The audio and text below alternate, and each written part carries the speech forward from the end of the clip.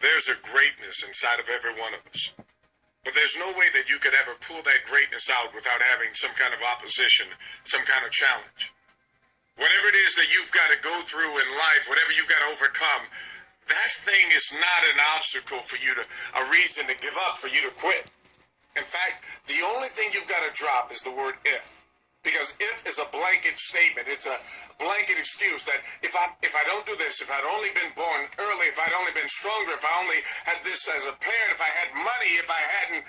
If is the worst excuse of all time because it allows you to accept something that you can alter.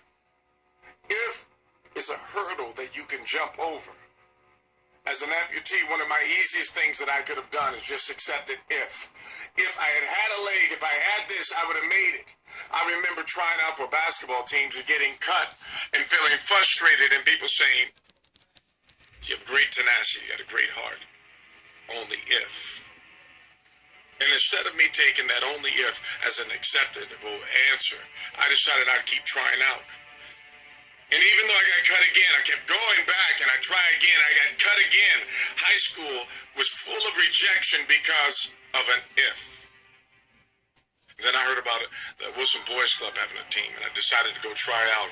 And there was a coach by the name of Ray Walker that was there.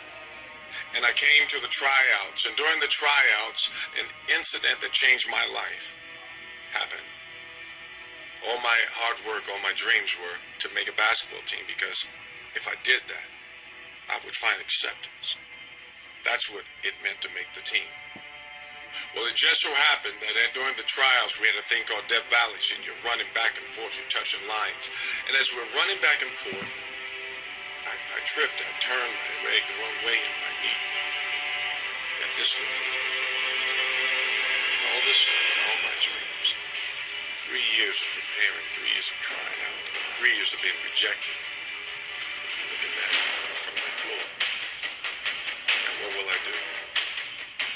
I look around and I see the guys turn their head away from me. And what you'll find in life is that when you have tragedies, people won't run to your rescue. They will turn away. And it's at that moment you will decide whether you will get up and give them something to admire, or you'll stay there and die in your dream. I decided at that moment I'd been here before. You see, a year before I had dislocated my knee and they took me to the hospital, straightened my leg and put me right back in action. So I knew that my past failures had prepared me for this moment.